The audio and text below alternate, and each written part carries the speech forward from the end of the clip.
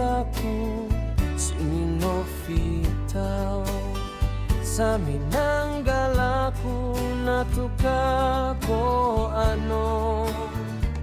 Zay retralasa si Zay mbola kinasa Fui ko manuntulo o menana Fui ko manuntulo o menana